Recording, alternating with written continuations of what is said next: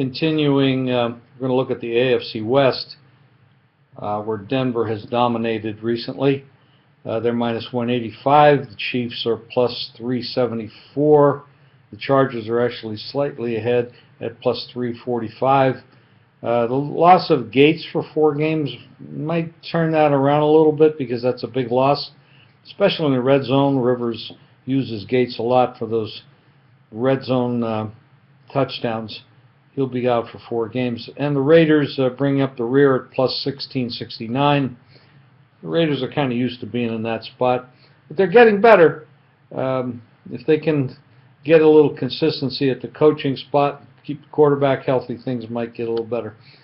NFC East, this is interesting because you have a couple teams in here that could flip-flop a little bit. Dallas, they got rid of the running back, which is, I can't quite figure out. He was a franchise player that I think they should have kept. They kept Des Bryant. But that running game last year kept a lot of pressure off of Romo. They're minus 108 to win this. And Philadelphia is second at plus 176. There's another big question mark because the coaching staff there has gotten rid of a ton of talented players. The quarterback situation with Bradford and Sanchez is very questionable. They picked up DeMarco Murray from Dallas, and that's a kind of running game that Chip Kelly wants, but will it work? The marginal quarterbacking there could do them in. And of course, if they're depending on Bradford to stay healthy and lead them for a whole year, he hasn't been able to do that yet in the NFL. The Giants are plus 376. You know their offense is going to be strong. Their wide receivers, Eli is there. They're going to be strong. Defense is a little questionable, or a lot questionable. Washington is next at plus 1809. Lots of question marks for the Redskins. We go to the NFC North. The Packers are big favorite here, minus 426 to win the division. Second are the Lions at plus 529. I disagree with that. I think the Vikings are a team that could really contend with the Lions for second spot, and they're plus 817.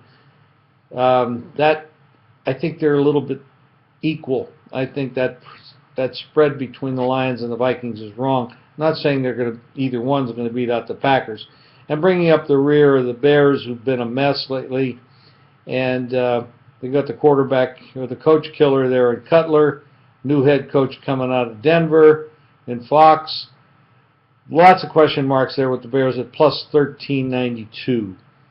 Now we go to the NFC South, which last year Carolina wins this division with a losing record. It could happen here again. Of course, Carolina plus 172. Atlanta is dead even with them at plus 172.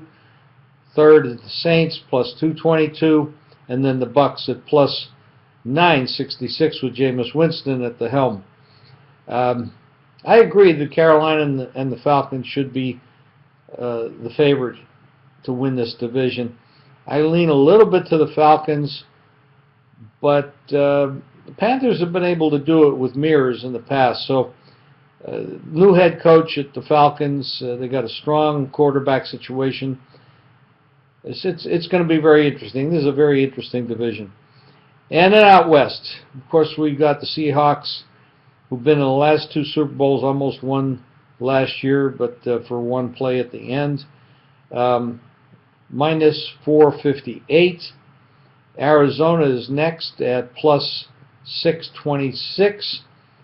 And if Carson Palmer is healthy, and they have a great coach there, and he's done a great job since he left Indianapolis, came out here as the head coach, doing a very good job. The Rams, they pick up Foles from Philadelphia. I guess they didn't think Foles fit their scheme over there, but he certainly fits the Rams scheme. They're plus 752. And, of course, then San Francisco has fallen off the map with the coaching changes, the defections, teams players retiring, and a new head coach that was a line coach. A very interesting situation. They've fallen off the map. Kaepernick has really regressed last year. They're plus 1431. Obviously, the Seahawks are the strongest team, but they could get upset here. Easily, the Carolina or the Cardinals or the Rams could catch them in this mix. These teams are not that far behind them. Very interesting. Remember that we have plays up and ready each and every day at jimfeist.com. We would like you to support our packages.